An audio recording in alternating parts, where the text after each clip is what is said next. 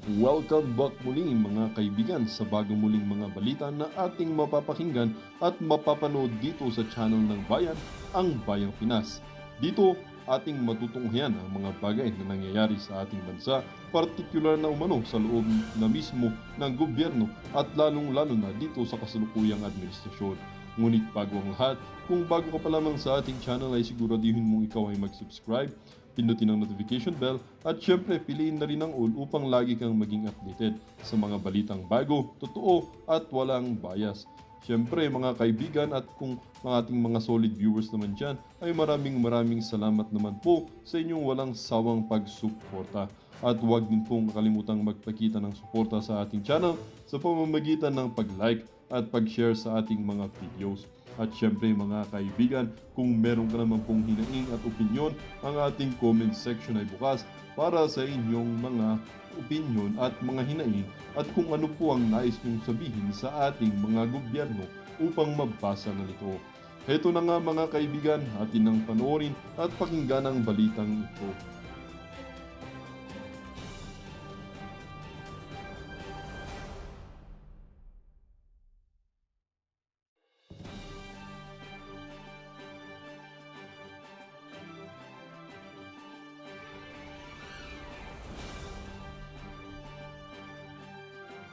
Levels. Davao City ranked as the most metropolitan area in the Philippines. Travel times according to the 2028 Traffic Index. Ha? Ito nga sabi ni Doc Lorraine Badoy, wala pong MRT or bus lane sa Davao. No?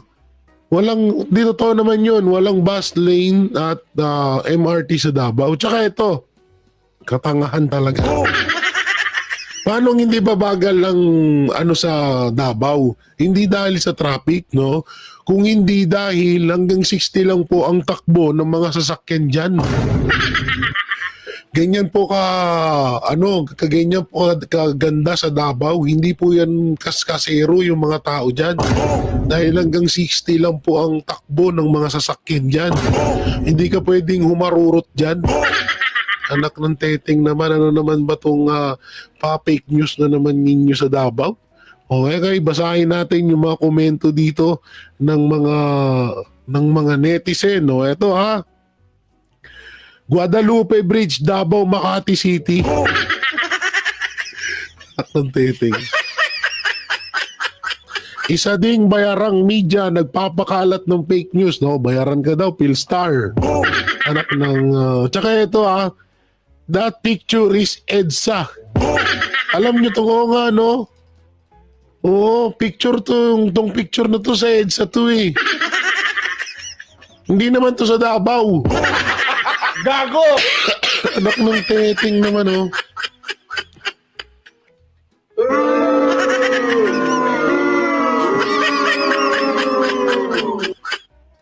Sa inyo, kailan nagka-bus lane sa Davao? Kailan nagka-MRT sa Davao? Gago! Halos naikot na namin yung Davao, wala naman kami nakitang ganun. Gago lang. Ang bobo nung gumawa nito, guys. Ito, fake news talaga itong Philstar. Hawak ni Tambi. May-ari nito. Kaya naman pala eh. Hawak pala ni Tamba may-ari niyan eh. O sabi dito, wow, ganyan na pala ang Davao now. Kahit traffic doon, di talaga mahanap namin yung EDSA na yan. Gago! Gago ang putik. Totoo naman yung sinabi dito eh. Totoo naman itong sinabi na to eh. Kahit traffic sa Davao, hindi mo makikita yung EDSA doon. At lalong hindi mo makikita yung MRT doon. Anak ng teteng tong Davao na to eh. Yung picture dyan eh sa Guadalupe yan. Bubo. Ay, nako. Baka si Nograles ang nag-survey niyan, sabi ni Marilu Torrejos.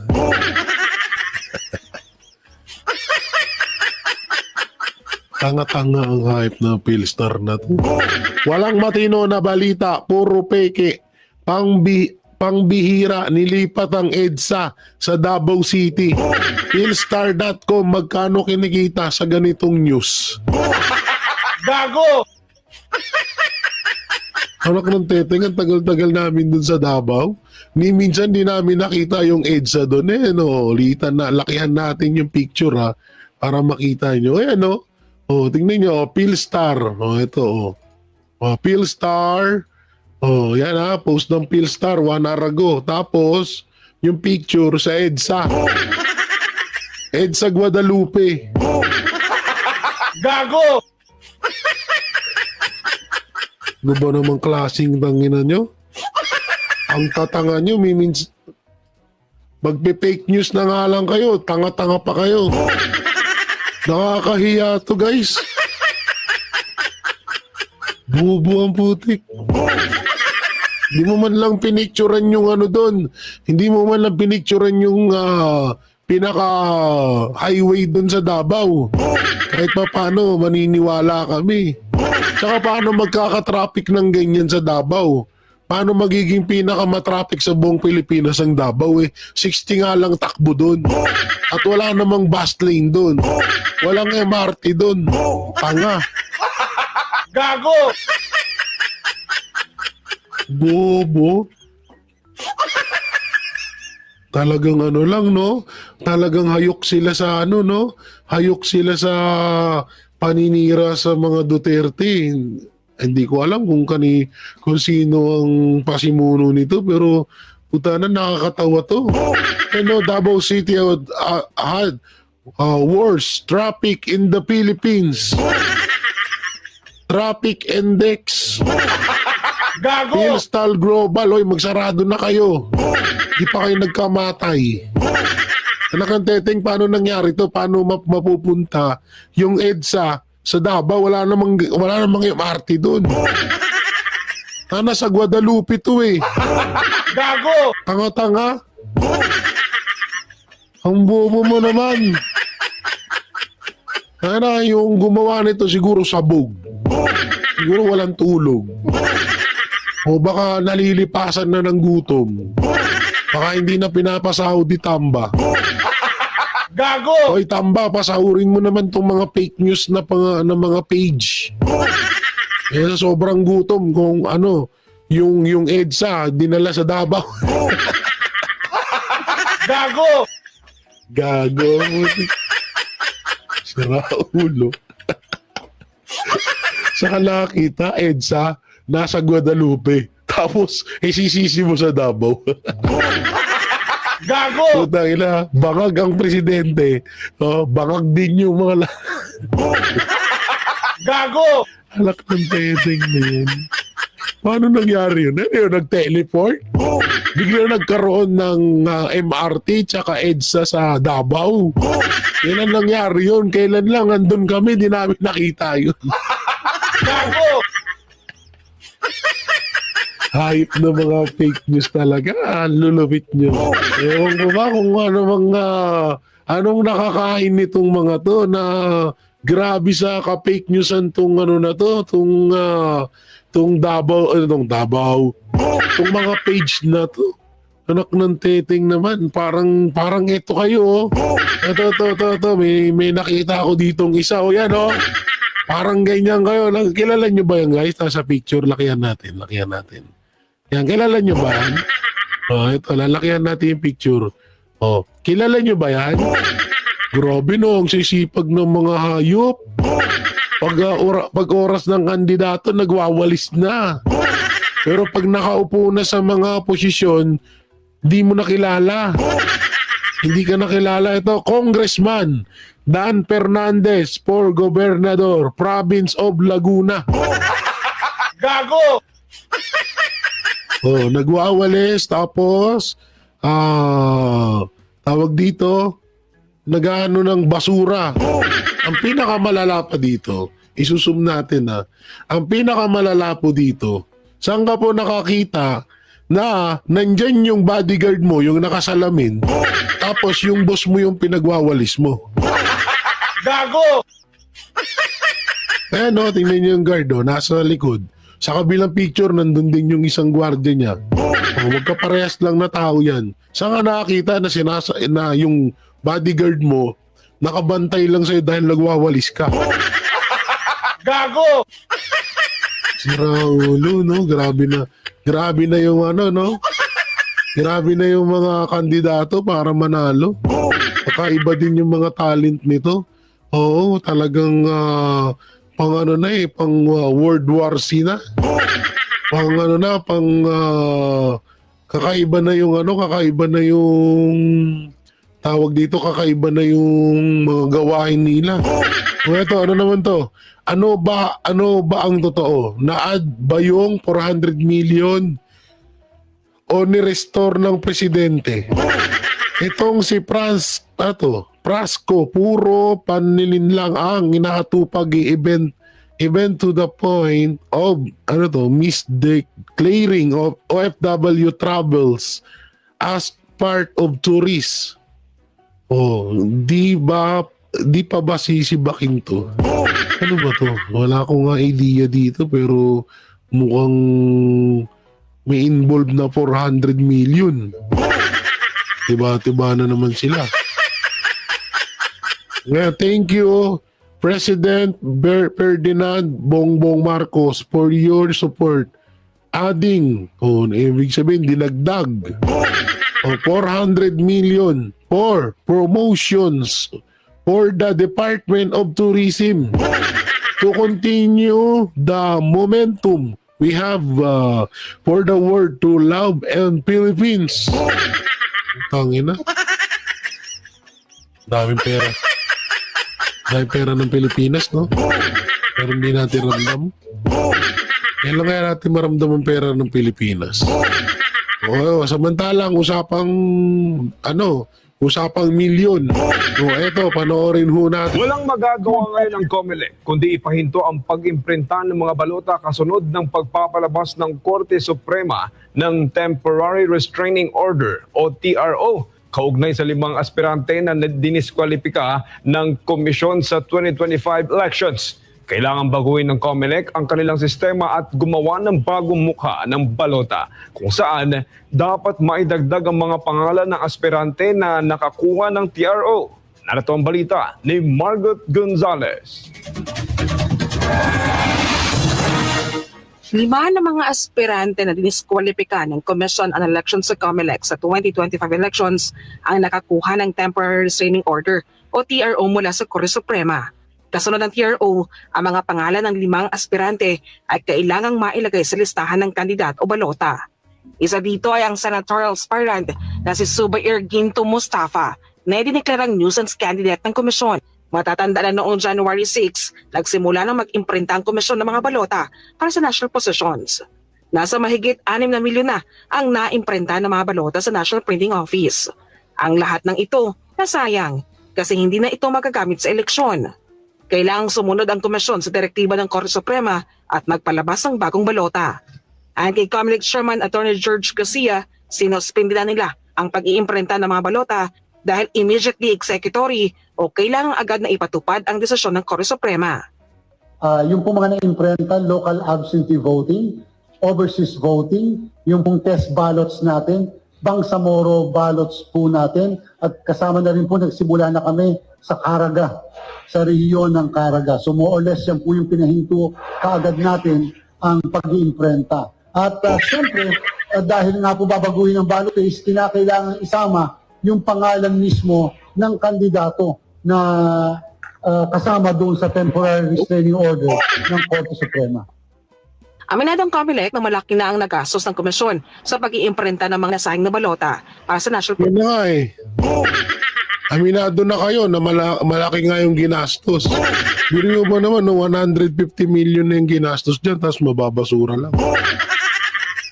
Samantalang, tapos ang malupit pa rito, hindi man lang to binubusisi ng Senado tsaka Congress. Alam niyo kung bakit?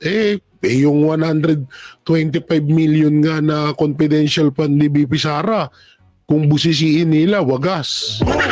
Tapos itong 150 million na ibabasura lang ng Comelec hindi man lang maaksyonan. Anong klaseng ano to? Ano to? Thank you na lang ba to? Una-una, pera ng taong bayan to, pera natin to. Pera natin to. Kung taon-taon o kada eleksyon may nagagastos or may nasasayang, napupunta lang sa basurahan. Kasi alam nyo, yung 6 million na balotang nasayang, sisirain yan. Sisirain po talaga yan, no? Talagang tawag dito, talagang wawasakin dapat yan at kailangan may pakita nila sa taong bayan na wawasakin talaga nila yan. Kasi kung hindi sisirain yan, maaari pong gamitin yung balotang yan sa pangdaraya. Kaya nga, masasabi natin, yung 150 million na ginastos dito sa balota ng Comelec, anak ng teteng, mapupunta lang mo sa basurahan. Ang laki-laki mong pera niyan. At pera ho natin yan. Hindi ho pera ng Comelec yan. Gago! Kagaya nga nung sinabi ko sa live, nangulangot pa ako. Sorry, ang katinang ilong ko kagaya nga nung sinabi ko dun sa live ng SMNI, na naginip nga ako. Oo, baka nga gamitin yan sa pandaraya. Kasi pwede pang isa lang ulit yan. Halimbawa, ganito. Yung number ni Boss Dada sa balota is number, palagyan na natin, ako na lang, sige, hindi na si Boss Dada. Halimbawa, ito, yung number ni Pastor Apollo Sikibuloy ay number 25 sa balota. Pero babaguhin na nga So sana nga hindi nga mabago yung number ni Pastor. So mag-iimprinta ulit ng balota dahil ano nga to parang susunugin nila o sisirain nila to kasi nga may mali. So ang mangyayari, halimbawa yung number ko, number 10 or number 1, ganun. Alam niyo na kung sino yung number 1. Halimbawa, number 1 yung number ko sa balota. Tapos hindi naman pinalitan yun ng Comelec. At yung number naman ni Pastor pinalitan ng ibang number. Kasi nga, babaguhin yung balota na gagamitin. So yung mga balota na nandun pa rin dahil hindi naman binago yung number ko, pwede gamitin yun sa pandaraya. Diba? Biruin mo 6 million na boto. Kaya sana Comelec, kami po ay nananawagan na ipakita niyo ho yan sa taong bayan kung paano niyo sirain yung mga balotang yan. Kasi medyo magdududa ho kami dyan kapag sa oras na di niyo pinakita.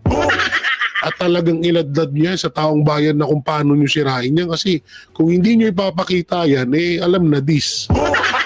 Gago! Hindi naman na kasi kami bago sa mga ganitong kasi pwede kasing gamitin talaga to sa pandaraya. Kagaya nga na sinabi ko, kung halimbawa, wala na, samid na ako. Mukhang narinig ako ng Comelec Halimbawa, yung number ni Pastor, number 25. Ako number 1 sa balota. Yung number ni Pastor pinalitan. Yung number ko hindi. Dahil babaguhin nga yung balota. Diba? Hindi rin natin masusure na lahat ng number mapapalitan. Lahat ng number ng politiko ay mapapalitan. Hindi natin masusure yun. So ngayon, ako, yung number ko hindi pinalitan. Tapos yung mga balotang nandyan, pwede pa rin isalpak yan. Gasino bilugan yan, tapos isasalpak dyan. Medyo kaduda-duda po yan. Mas maganda dyan, pag sinira yung balotang yan, ipakita sa buong Pilipinas para maniwala ho kami na talagang sinira yan. Kasi delikado ho yan. Tsaka sa susunod naman, Comelec. Ayon nga doon sa interview sa makialam nila Boss Dada sa may na-interview sila na spokesperson ng Comelec, taon-taon pala ganyan, kada election pala ganyan nangyayari. May mga nangyayaring gastos sa Comelec. Biruin mo 150 million yan. Diba? Laking tulong yan. Sa mga nasalanta sa bagyo, bibigyan lang ni Marcos Jr. ng 40 million. Pagdating dito sa balota, 150 million ang binabudget dito.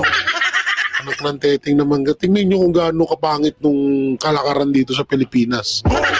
Yung mga tao na walan ng bahay, pamilya, tirahan, hanap buhay, bibigyan mo ng kakaunti na pondo. Pagdating dito sa mga walang kwentang mga ang lalaki ng pondo, nasasayang pa. Diba? Ganyan kapangit yung kalakaran sa Pilipinas. Pero sana naman nasikasuhin ng COMELEC to. Positions. Sa taya ni Comelec Chair Garcia, nasa 150 million pesos na ang nakastos ng komisyon. Yung pong isang balota kasi is more or less 22 pesos. Yan po yung binabayad natin sa National Printing Office. Siyempre po, may mga kasamang papel, yung ink, at siyempre napakadami po namin, daan po yung tao namin doon sa National Printing Office. Ayun naman pala eh. Overtime namin, meron po kaming day shift, meron po kaming night shift na sinesweldohan po namin, at siyempre meron po overtime payments din. Posibleng magbabago ngayon ang numero ng balota ng ilang mga senatorial aspirant kasunod ng paglalagay sa pangalan ni Mustafa at ang pag-aalis ng pangalan ni Chavit Singson na nagpahayag ng pag-atras sa pagtakbo. Letter M po kasi yung pangalan ng kandidatong nakakuha sa national position, sa senador na posisyon, and therefore pag Ito naman si Chavit Singson, yaman-yaman mo na. Buti napag-isip-isip mo yan. pinapasok po natin, pag binilang niyo po yung sa 66 na present na kandidato, Ay, bahala ka. Kasi ang hiling namin, yung mga susunugin na balota, i-ano niya yan, i-tawag niyo rito, i-ano niya yan, ipakita niyo sa taong bayan, hindi pa pwedeng susunugin. Sasabihin niyo lang na wala na, nasunog na namin. Hindi pa pwede yan. Samantalang dito na tayo. Karma ni Romualdez dumating na. Ito, panoorin po natin. At karma ito kay Romualdez dahil ayon mismo sa COMELEC ay pinatitigil na nila ang pag-imprenta ng balota para sa 2025 national elections. Kasunod ito ng temporary restraining order na inisyu ng Korte Suprema laban sa desisyon ng COMELEC na nag-disqualify sa ilang kandidato at sa hindi pagsama sa kanilang pangalan sa balota. Matatandaan natin kamakailan na tinanggal ang pangalan ng katunggali ni Romualdez sa Leyte na si Romilda Nene Bacale. Isa kaya ito sa naging dahilan upang maglabas ng TRO ang Korte Suprema. Ang malaking katanungan, may balik pa kaya ang pangalan ni Nene Bacale? Pag nagkataong maibalik ang pangalan ni Nene, lagot na. Siguradong talo na itong si Tambi. Ayon pa sa post ni June Nabines, did the Supreme Court smell something fishy? The Supreme Court is now awake. It ordered the COMELEC to stop ballot printing, the reason of which is the exclusion of many legit candidates in the ballots, making it unfair. Isa pa tong Supreme Court. Kasi ang issue daw, yung issue kasi dito kay Nene Bacale is hindi daw ito lihitimong botante ng Tacloban. Sa Sampaloc, Maynila daw ito buboto. Tapos doon din daw nakarehistro. Sabi ko naman, ang dami-daming mga... Tsaka ito, hindi naman siguro tanga-tanga si Nene Bacale na doon siya nakarehistro sa Sampaloc, Maynila. Tapos doon siya tatakbo sa Tacloban. Sa Samar, di medyo malabo naman huwatang mangyari yun.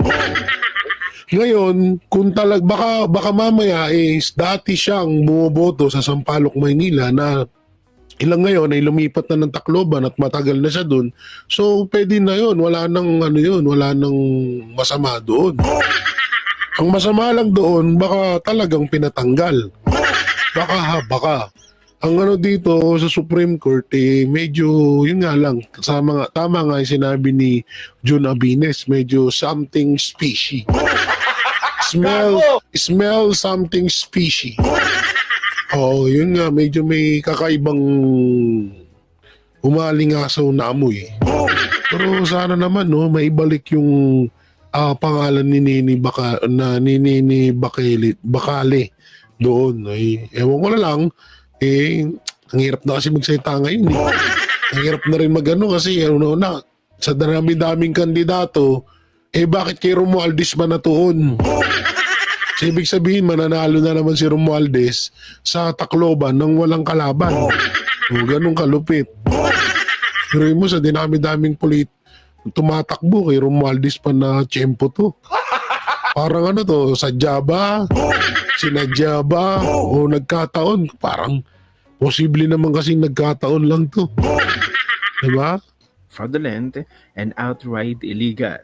In the past few months, Dahil English yung ano na yon, yung binabasa dito ni Robin, ni forward natin. Pero medyo nakakapagtaka itong nangyayari na to. Labas ng pahayag ang dating Pangulong Duterte. Ang sabi niya, I would like to thanks ka Eduardo Manalo and the Iglesia ni Cristo for organizing and mobilizing its member into this prayer rally for peace. This is what our country needs in these critical times. Not impeachment, not waste of government resources, not self-serving shame, not deserve action. We must unite. Ito na pag-usapan na natin to sa ibang sa isang vlog natin no. So hindi na natin to talakayin yung mensahe ni dating Pangulong Rodrigo Duterte. So mabalik tayo doon kay Romualdez. Sana naman may balik yung pangalan ni Nene Bacali doon kasi nakakaawa din. Hindi nakakaawa din ng Tacloban kasi para silang napag-iwanan.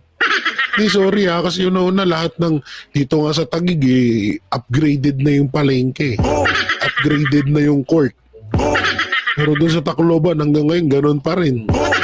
Baka nga mga court doon lupa pa rin. Hindi ko naman po minamalit ang Tacloban pero doon sa mga nakikita ko na mga video na binibidyoan yung lugar ng Tacloban, baku-baku na yung daanan. Parang parang hindi man lang inaalagaan yung lugar. Diba? Ewan ko tagal-tagal ng mga nakaupo mga Romualdez dun. So ito, pag-usapan na natin itong pinaka-main topic po natin. BP Sara, meron pa yang patibong at baon na di inilalabas. So ano kaya ito? Panoorin po natin. He went to the office of the Vice President and used that as the platform to respond to the senators. What the current VP did was not use that playbook. Hers was to directly respond. Diba? Pumunta siya sa Kongreso, nag-press con siya, talagang sinasabi niya ang kabulukan ng sistema. Meron pa yung mga patibong at baon na hindi pa nare-release, no? So kung magkagipitan, siguro ang very interesting, mag-ingat yung administrasyon kasi hindi mo alam kung kailan yan dadating.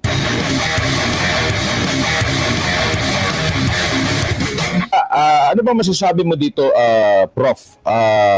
Kasi nga ang kanilang sinusuportahan dito sa rally na ito ay pagtutol dito nga sa impeachment. Ano sa tingin mo ang message na ipinapaabot nitong National Peace Rally ng INC? Well, ang number one dyan is ayaw ng impeachment. Pero ang balita ko, itutuloy yung tatlo sa House. Ang House nag-convene kanina, ngayon may plenary session sila. So, tingnan natin kung anong mangyayari sa susunod na araw kasi ang pagkakasabi kanina, yung tatlong naunang final na impeachment ay i-refer sa Committee on Justice. Yung pang-apat na sinusubukan nilang makakuha ng 1/3 votes, hindi nakaya yun, 6 lang daw ang pumirma at ayaw i-file ito sa araw na ito. Ang problema doon, pag re-refer mo kaagad sa Justice yun, may 10 days ang Speaker to refer it and then magtitingin sa form and substance and then magkakaroon ng hearings yan. Alam mo, Admar, 12 session days na lang ang Kongreso. Hanggang Pebrero, ika-7 ng Pebrero, mag-e-end uli ang kanilang